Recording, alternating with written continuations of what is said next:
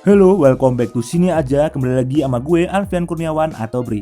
Di video kali ini kita bakalan review series dari HBO yang berjudul The Flight Attendant.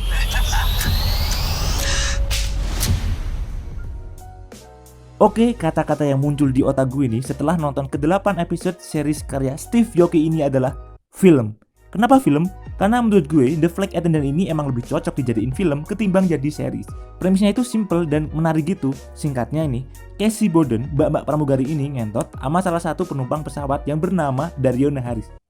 Kok jadi Dariona Harris anjir, siapa dia? Ya pokoknya, masnya ini mati dah tuh keesokan harinya. Dan si mbak Casey ini akhirnya kabur dari TKP. Dan balik kerja lagi jadi flight attendant. Karena dia mabuk berat, dia gak tahu siapa pembunuhnya. Akhir kata nih, dia penasaran dan nyari tahu sendiri siapa pelakunya. Nah, yang bikin menarik di series bergenre komedi, drama, dan misteri ini yaitu sih Bre, kita dibikin penasaran sama siapa sih pembunuh yang sebenarnya. Terus kita juga bakal ngikutin si Casey ini dalam mecahin setiap permasalahan yang ditemuinya. Walaupun gue lihat tuh ya, keputusan yang dia pilih itu terkesan goblok gitu ya. Ya mungkin emang dibikin gesrek kayak gitu sih, biar komedinya kerasa. Ya namanya juga genre komedi kan ya. Terus bumbu drama yang disuguhin tuh hampir sama sih di tiap episodenya. Jadi lu bakal ngerasa bosen sih kalau nontonnya one sitting. Untung aja nih HBO ngerilisnya per minggu. 3 episode awal tanggal 16 November, 2 episode berikutnya tanggal 3 Desember, lalu 2 episode lagi tanggal 10 Desember, dan final episodenya tanggal 17 Desember. Ya pokoknya nih episode 1 itu udah dibangun dengan menarik. Tapi makin ke tengah, makin melorot. Untung aja di akhir episode ada sedikit twist yang bikin jadi hidup lagi. Tapi sayangnya tetap aja menurut gue itu nge-twistnya juga sedikit maksa. Ya bener sih, kata yang tepat ya, emang bosen dah. Nah, kalau kalian nonton series ini dan berharap bakal dapat info soal gimana sih kehidupan seorang flight attendant, enggak deh, kalian bakal dapat dikit sih.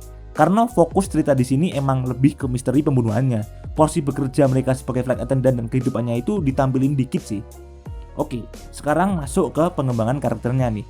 Menurut gue kurang make sense aja sih. Flight attendant kan seharusnya profesional nih. Nah, dia ini agak geser gitu, kayak otaknya kerjanya gimana sih? Ya mungkin karena di ceritanya dia emang alkoholik plus punya trauma pas kecil. Jadi dia susah untuk memilih keputusan yang tepat. Tapi yang gue rasain tuh hampa gitu. Gue gak ngerasa simpati atau empati gitu sama mbaknya. Malah gue ngerasanya gemes gitu. Nih mbaknya kok ngeyel sih kalau dibilangin temannya. Pokoknya lucu dah ngeyelnya itu. Oke, di beberapa scene juga bakal ditampilin flashback mengenai masa lalu mbaknya. Tapi lagi-lagi, esensinya kurang kuat menurut gue. Sumbangsinya juga nggak terlalu dalam. Ya mungkin yang menarik menurut gue itu ya di pas scene mbaknya tuh ngomong sama si Dario ini. Nah ini kayak penggambaran gitu di otaknya mbaknya. Sebagai seorang alkoholik yang kadang bisa bikin imajinasi di otak kayak gitu, itu keren sih penggambarannya. Gue suka. Terus faktor lain yang mendukung di series ini tuh ya di bagian visualnya, sinematografinya, dan scoring musiknya. Visualnya tuh enak gitu dilihatnya kan, mbak-mbaknya blonde gitu, fashionnya juga eye catching, glamor-glamor ala flight attendant gitu. Sinematografinya juga menurut gue udah keren, pakai gaya jadul, gaya split screen gitu di tiap scene-nya. Itu nundang banget sih, jadi ada perspektif baru.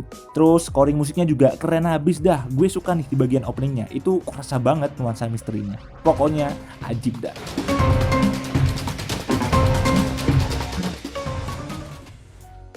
Dengan kelebihan dan kekurangannya, Rotten Tomatoes memberikan rating untuk The Flight Attendant sebesar 98 dan 67. Sedangkan dari IMDb, The Flight Attendant mendapatkan rating sebesar 7,2. Jadi ya kesimpulannya, sebenarnya series The Flight Attendant ini berpotensi. Sayang aja plotnya terlalu bertele-tele dan ngebosenin. Kalau aja nih plotnya dipres, terus beberapa unsur yang gak penting dihilangin, diolah lagi penulisan ceritanya, udah deh bakal bagus dah. Ya seperti yang gue bilang di awal, lebih cocok pokoknya dijadiin film. Langsung ke poin permasalahannya, klimaks, terus selesai. Udah, itu pasti ntar ratingnya bagus dah. Satu lagi nih, sebenarnya series ini tuh enjoy aja ditonton kalau lu nggak mikirin soal kekurangannya. Udah tinggal duduk aja nikmatin apa yang disuguhin. Ini series bakal keren dah. So, dari gue sih 7,5/10. Series ini easy watching, komedinya dapat, dramanya dapat, dan misterinya juga dapat. Oke, jika kalian suka reviewan Sini Aja, jangan lupa support kita dengan cara like, komen, dan subscribe.